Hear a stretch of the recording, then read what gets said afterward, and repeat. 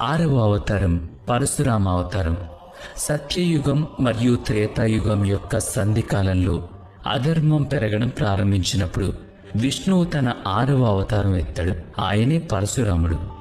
ఆయన జమదగ్ని మహర్షి రేణుకామాత దంపతులకు జన్మించాడు. చిన్నతనంలోనే ఆయన అస్త్రశస్త్రాలు మరియు శాస్త్రాల్లో లోతైన విద్యను అభ్యసించాడు. ఆయన మహాదేవుని గొప్ప భక్తుడు. స్వయంగా శివుడి అతనికి ఒక దివ్యమైన గొడ్డలిని పరశువును ప్రసాదించాడు. అప్పటినుంచి ఆయన పరశుధారి రాముడు అంటే పరశురాముడు అని పిలువబడ్డాడు. ఒకరోజు జమదగ్ని మహర్షి తన కుమారులను వారి తల్లిని వధించమని ఆదేశించాడు. పరశురాముడి అన్నలు ఈ ఆజ్ఞను చేయడానికి నిరాకరించారు. కానీ పరశురాముడి వంతు వచ్చినప్పుడు అతను ధర్మాన్ని, తండ్రి పట్ల భక్తిని సర్వోన్నతంగా భావించి ఏమాత్రం చలించకుండా తన తల్లి తలను నరికేశాడు. ఆ తర్వాత పరశురాముడు ఏడుస్తూ తన తండ్రిని తన చేత ఈ పాపం ఎందుకు చేయించారని అడిగాడు. అప్పుడు జమదగ్ని మహర్షి ఒకరోజు రేణుకామాత నదిలో స్నానం చేయడానికి వెళ్ళింది. అక్కడ గంధర్వులు జలక్రీడలాడుతుండగా చూసి ఒక్క క్షణం పాటు ఆమె మనస్సులో అస్థిరత కలిగింది.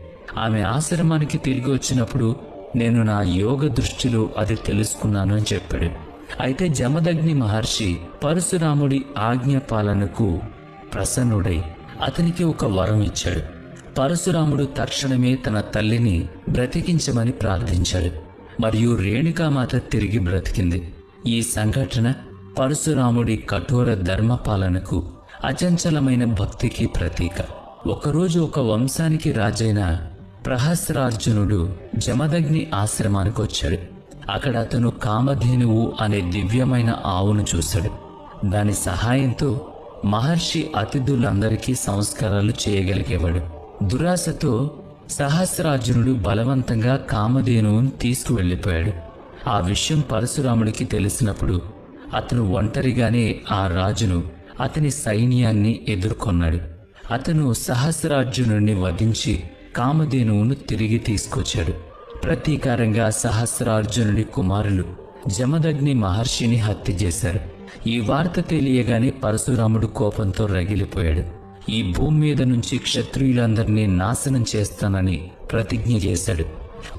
తన ప్రతిజ్ఞను పూర్తి చేసిన తర్వాత పరశురాముడు అశ్వమేధ యాగం చేసి భూమి మొత్తాన్ని కశ్యప మహర్షికి దానమిచ్చి మహేంద్ర పర్వతంపై తపస్సులో లీనమయ్యాడు.